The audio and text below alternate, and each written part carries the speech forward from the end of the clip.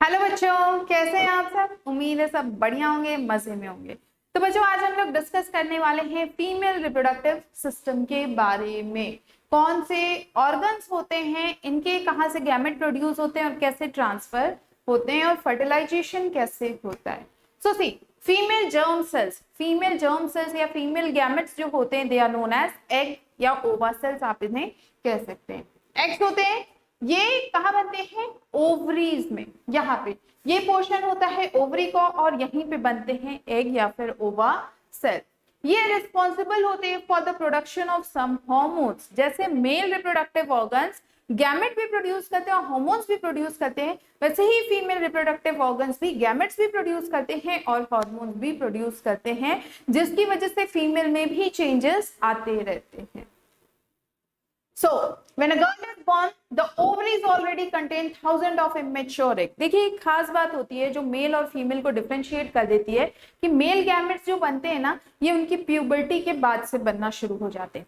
But females में खास बात ये होती है कि जब एग सेल्स बनते हैं, है ना, तो ये जब बेबी अपनी मदर वूम में रहती है तभी वो एग सेल्स बन जाते हैं, उनका फॉर्मेशन हो जाता है। बाद में इनकी मैच्योरिटी पे ये सिर्फ डेवलप करते रहते हैं। तो अगर आप लोग से डिफरेंस पूछा जाए तो ये बता दीजिएगा कि मेल्स में जो फॉर्मेशन होता है वो प्यूबर्टी के टाइम पे होता है, प्यूबर्टी के बाद होता है। फीमेल्स में फॉर्मेशन पहले से हो चुका है, उनके पैदा होने के पहले से ही हो चुका है, अब सिर्फ उसका डेवलपमेंट होना है। फॉर्मेशन मतलब वो चीज बन चुकी है, अब सिर्फ उसमें डेवलपमेंट होगा, मतलब वो ग्रो अप होता है।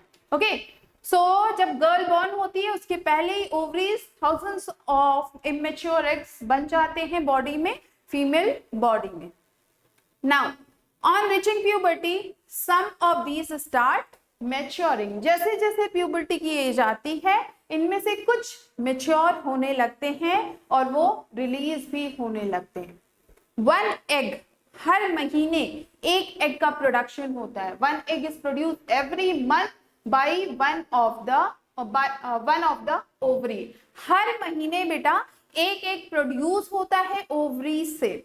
ओके, ये ओवरी है, यहां से एक एग प्रोड्यूस होगा, ऐसे ऐसे ट्रांसफर होते होते आगे चला है। चलिए अभी आपको डिटेल में बताएंगे। देखिए, ये आप एनिमेशन देख लीजिए तो आपको थोड़ा क्लियर समझ में आ जाएगा।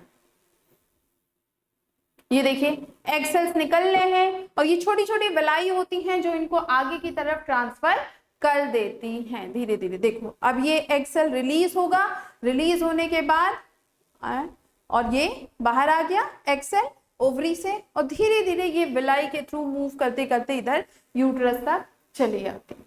ठीक है, they are egg cells. Now egg जो होते हैं ये carry from the ovary to the womb through the thin oviduct और फेलोपियन ट्यूब। अगर आपको दिख रहा हो तो इधर दोनों पोर्शन में क्या है? ओवरी है। इन दोनों को हम लोग कहते हैं फेलोपियन ट्यूब और इसको कहते हैं यूट्रस। एग यहां से निकलता है, एग यहां से निकल के जाता है फेलोपियन ट्यूब तक, फेलोपियन ट्यूब उसको यूट्रस तक पहुंचाता है। ओके, सो वही कह रहे हैं कि एग को कैरी करते हैं ओवरी, मतलब वहां से कैरिड आउट होता है, उसके बाद वूम तक जाता है एक थिन ट्यूब, फेलोपियन ट्यूब इसे कहते हैं। This tube is known as fallopian tube, और इसके थ्रू ये ट्रांसफर होते हैं। वूम मतलब होता है uterus, this part is known as uterus. ये होते हैं ओविडक्ट और fallopian tube. Now two oviduct unite into an elastic bag structure known as the uterus. अब जरा अगर ध्यान से देखो तो ये दोनों ओविडक्ट या फेलोपियन ट्यूब यहाँ आके एक साथ जुड़ जा रहे हैं, एक पाउच बन जा रहा है, एक बैग बन जा रहा है, तो इसको हम लोग कहते हैं यूट्रस। यहीं पे बेबी की ग्रोथ होती है। This part is known as uterus. The uterus opens into vagina through the cervix. अब नीचे पार्ट क्या आ जाता है? ये वजाइना और ये सर्विक्स। यूट्रस की जो ओपनिंग होती है वो वजाइना में होती है थ्रू द सर्विक्स। सर्विक्स आता है पहले, फिर वजाइना आता है। नाउ स्पर्म एंटर करते हैं through the vaginal passage during the sexual intercourse. Sperm जो होते हैं सेक्सुअल इंटरकोर्स के टाइम में मेल गैमेट से रिलीज हो जाते हैं फीमेल गैमेट में, और फिर ये धीरे धीरे धीरे धीरे देखो ये ट्रांसफर होके आगे चले जाते हैं। जैसे अगर इस ओवरी से एक रिलीज हुए तो एक यहाँ आएगा, अब ये मेल गैमेट्स जो है यहाँ से धीरे धीरे ट्रांसफर होते होते होते यहाँ तक पहुंच जाएंगे और यहाँ पे ये फ्यूज हो जाते हैं, मतलब फर्टिलाइजेशन हो जाता है, and then it form zygote, the act of reproduction. Now they travel upward, ऊपर की तरफ बढ़ते हैं, ये देखिए ऊपर की तरफ जा रहे हैं, अपवर्ड डायरेक्शन में जा रहे हैं, and reach the oviduct, oviduct के पास गए, where they may encounter the egg, और यहाँ पे ये एग को एनकाउंटर करते हैं, मतलब एग के साथ फ्यूज हो जाते हैं। एक एग रिलीज होता है लेकिन मिलियंस ऑफ स्पर्म्स रिलीज होते हैं, स्पर्म सेल्स रिलीज होते हैं, उनमें से सिर्फ कोई एक जो होता है वो फ्यूज हो पाता है।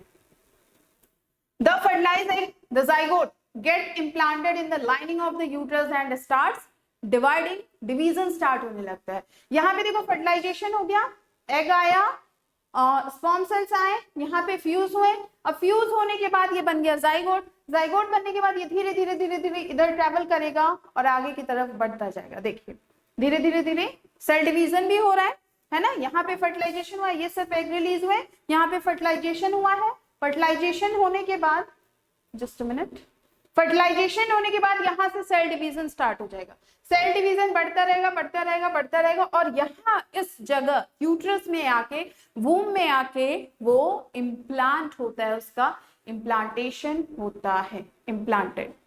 ठीक है, चलिए इम्प्लांटेशन का मतलब होता है क्या होगा, सी अभी तक तो ये ट्रेवल कर रहा था ना, घूम रहा था, घूमते घूमते यहां तक आया, टहलते टहलते यहां तक आया, लेकिन इम्प्लांटेशन होना क्यों जरूरी होता है, अगर इम्प्लांटेशन नहीं होगा तो ये जो जाइगोट है ये पूरे यूट्रस में घूमता रहेगा, टहलता रहेगा। Okay, so attachment of the fertilized egg और zygote to the wall of the womb at the start of pregnancy.